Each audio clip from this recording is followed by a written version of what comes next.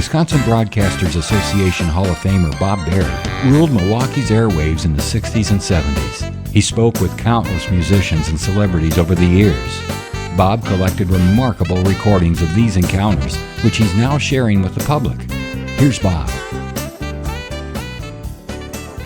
This is a special edition of Bob Barry's Unearthed Interviews podcast. Today we celebrate the legend who shaped the soul of baseball broadcasting. Hall of Fame broadcaster Bob Uecker was honored by the Milwaukee Braves Historical Association. That night I kidded Bob about inviting me to the booth during a Brewers broadcast. I said I was enjoying a brat and a beer while having my feet up on the desk, and all of a sudden I heard Bob say, "Get up, get out of here." I looked up and I saw that no one had hit a home run. Bob turned to me and he said, "I'm talking to you, Barry. Get up, get out of here." Get up, get out of here! After that line, I was pleased that he had a smile on his face. Bob had a passion for the game of baseball and was the voice that brought joy and laughter to thousands of Milwaukee Brewers fans. He will be missed. So grab a seat at the banquet table and listen as Bud Selig takes a lighthearted jab at Bob and then introduces Mr. Baseball on his special night. Please join me in welcoming the Commissioner of Baseball, Mr. Bud Selig.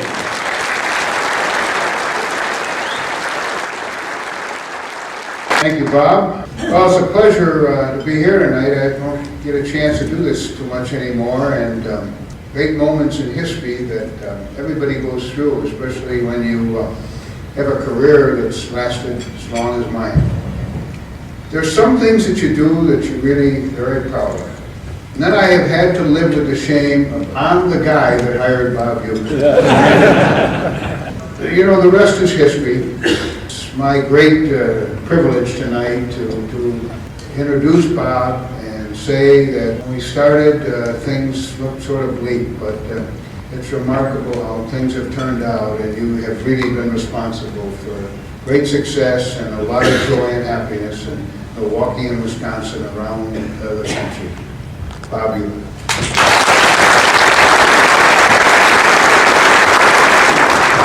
Thank you very much. Thank you, Al. And thank all of you and the Braves Historical Society, Buddy, Bob Barry, nice job tonight. My friend Felix Mantilla, Bob Lee, Andy Pafko, Bruce Fremming, who started out incidentally as a single family unit. Now he's a condominium.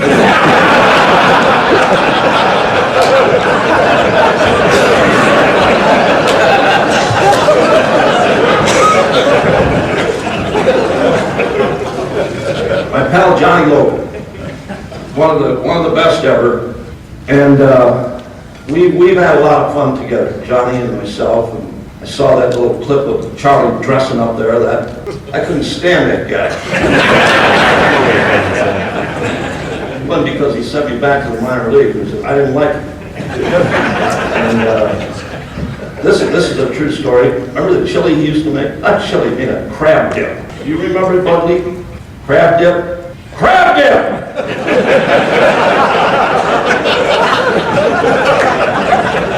Charlie used to make this crab dip and give it to all his friends. Remember that, Felix? But he never gave any to the players. So we had another player named Al Spangler. Al Spangler, good outfielder with the Braves. We started putting sand in the butt boxes in his crab stuff. And then watching everybody eat it and tell Charlie how great it was. Crab stuff. Sand, yeah. But you know what? Johnny, I got to tell you these stories about Johnny because I have some of my friends here tonight with Brewers front office. Dan Larea, best traveling secretary of baseball right there. Matty Smith, Alex Sanchez, got somebody else. Tanner Grimm's here tonight, along with our front office people, Doug and Gordy. Thanks for coming. But every Christmas, I come back and we get together, all of us get together for a lunch with Johnny. And for some reason, I don't know why he does this, but he insists on bringing me a present. Well, when he started, he brought me reading at Jim Jackson's. You been there? Over on Mitchell Street. It's good. He brings me a box of bratwurst. And I told him, I said, don't be bringing me this stuff. I don't want them. He said, well, I wanted to bring them because you're taking us to lunch. After lunch was over, we actually opened sausages in the restaurant. After lunch was over, Tony Miliaccio was here tonight. Is Tony still here? He had to leave. Great equipment guy, best guy in the business. He's our clubhouse manager. Anyway, we drive over to Johnny's house. We're following him. And he still has problems tonight. See, if you're driving out of here tonight, get the hell out of here before you.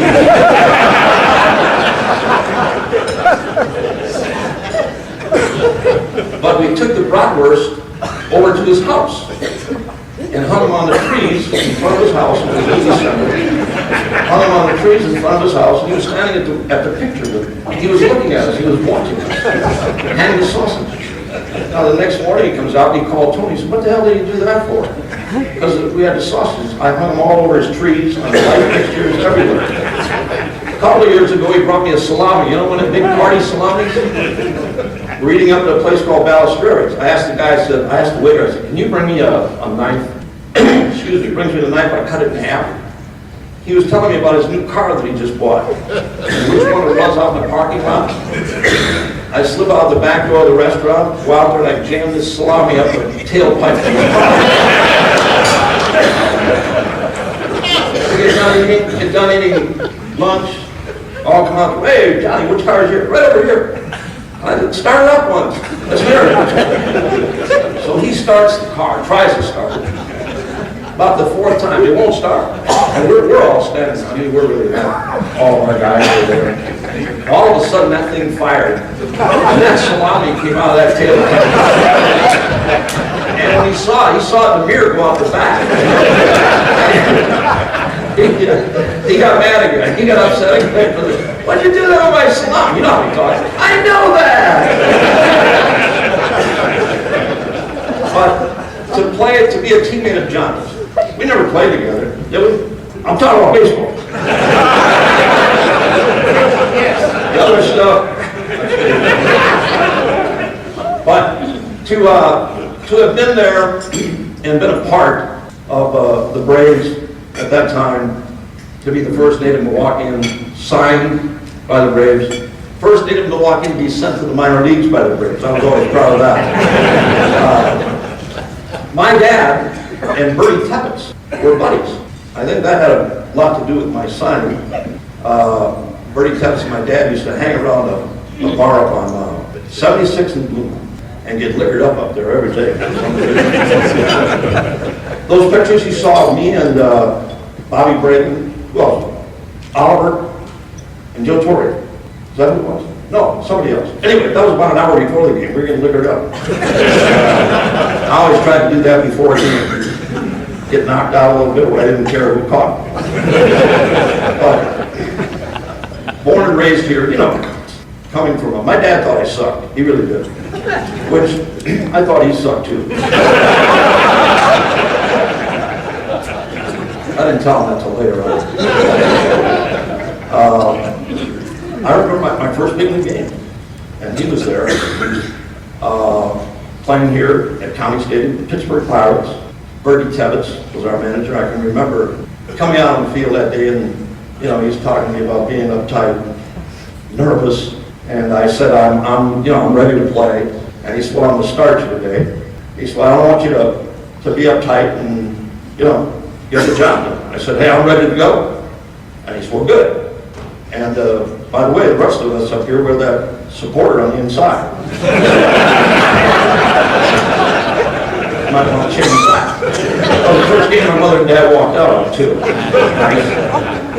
Very modest $3,000 bonus. The Braves took that too. We didn't have that kind of money. My family didn't have that kind of money. But they took it. Signing took place at a very popular restaurant here in Milwaukee, 35th and Elite. And my dad was from the old country, and he was uptight about, this whole signing thing. I said, "Don't worry about it, everything's going to be good." And I can remember pulling into the restaurant.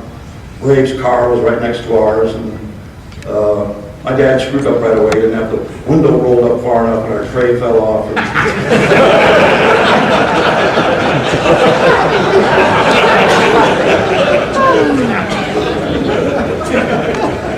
But Braves, St. Louis Cardinals, won the Pennant World Series for them in '64. I remember that. You never forget a World Series. A lot of guys get to the World Series, never do anything, but you remember it. that picture of the tuba, we were standing in the outfield shagging fly balls. Roger Craig, who was one of our pitchers, and they had 3 Dixieland bands playing on the field, each band playing and taking time off. So the one band that was playing in left field put their instruments down, so I went over, Roger said, go pick the tuba up and put it on. What the hell, why not? So I put it on. Now when I had it on, but why not try to catch a ball? So I did. And I only had it on for a couple minutes because I didn't think anybody would be taking pictures from that far away, back in those days anyway. But I did try to catch a couple balls, and I dented the rim really bad, which cost me $260, making it $7 grand at that time a year. But I found out last year from Red Cheney's, all-time Braves player too, that Johnny Keane, who was our manager at that time, despised me so bad after that picture came out. And I didn't do it, you know, I mean, it was a laugh for a couple of minutes and I took it off. But he thought that was, and it probably was because it was the World Series. But Bing Devine, Doug was a GM over there, Bing Devine would call me every year, send me a note. And he'd always put in a note, thanks for my favorite memory, which was the tuba. And then during the World Series shares split up, somebody said, I think we ought to give Bing Devine a ring. And I said, fine, give me his number, I'll call him. he thought that was the greatest thing that ever happened. But from there to Philadelphia, which was overseas a year and a half, Gene Walk was our manager there. He used to do little things to indicate I might be moving on. I'll put a tape sign on 3-2. Send you up there without a bat and tell you to try for a walk. I remember they had a Bob Uecker day in Philadelphia. It was on a day off. It was like me and the ground crew guys sitting around home plate, drinking beer and hard boiled eggs. It was really nice. Traded back to the Braves. They didn't think I was as bad as I was, but I proved it. Second time. But Felix Mantilla and I, and Don Pavletic was the other guy in that photo. Harold Breyer and the city of Milwaukee hired athletes. Matter of fact, Felix was my first arrest. They hired athletes to work in juvenile work. First city, only city to ever do it. Now, part of our job, we rode with a regular policeman, and we worked 3:30 to midnight. We'd come down to the safety building, get in our squad car, and then go. And check shoplifters and all that stuff with kids. Well, one of the deals they made us do was go to high schools in Milwaukee. We had North Division, Rufus King, Wells Junior High. We would have 7 or 8 of the baddest students that they had in school. And it wasn't the cop, it was me or Felix or Pavletic would go in the room with these guys by ourselves. So we get up to Rufus King High School. Here comes the guy who coordinated all this stuff. And he said, come on, Bob, I'll take you in here. And my partner's name was Leroy Harmon. And I said, Leroy, come on with me. He said, no, I can't. You know, you got to do this by yourself. I was okay. So I go in the room, and here's these 7 guys, right? And they're all like 28, 29 years old.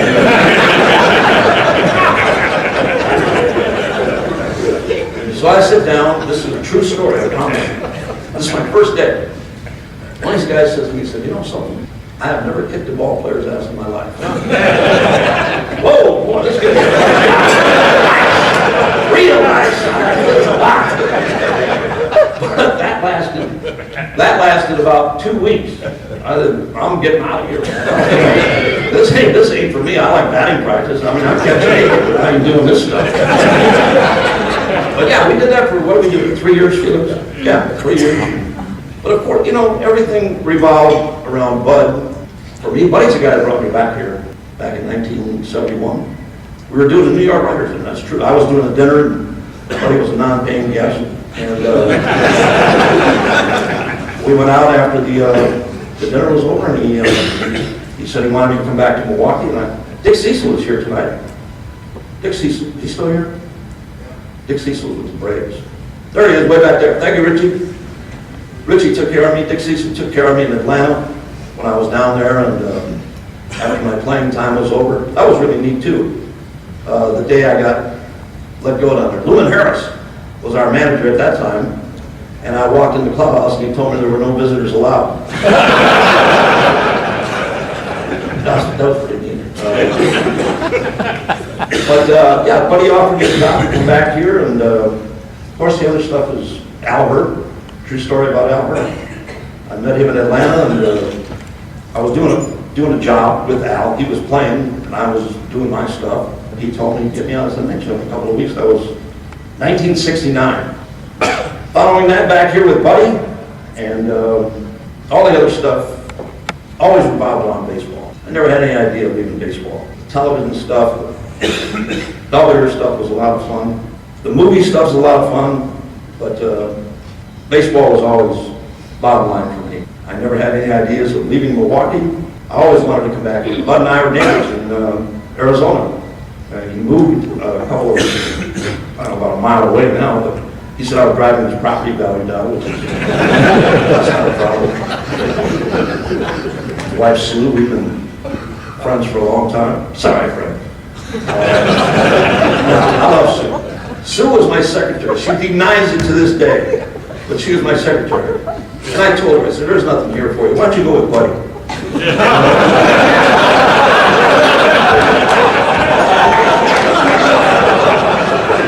That's it. I didn't think I was going anywhere. I thought she was better off. I'm glad you did. I'm glad you did. Buddy, you're lucky too. Anyway, again, we've been here a long time. Buddy's got to leave, right? You've been telling me all night. No, I don't know. I'm not going to hang around here. To left and deep. Get up, get up, get up, and get out of here. Gone for Robbins. Bob Barry. Thank you for listening to Bob Barry's Unearthed Interviews. Be sure to subscribe and rate our podcast on iTunes or wherever you find your podcasts. You can find all the episodes at WisconsinBroadcastingMuseum.org. Check out Bob Barry's book, Rock and Roll Radio Milwaukee. Book sale proceeds support Angels Kids Fund and Donate Life Wisconsin. The preceding program was made possible by a generous contribution from Terry Barnes.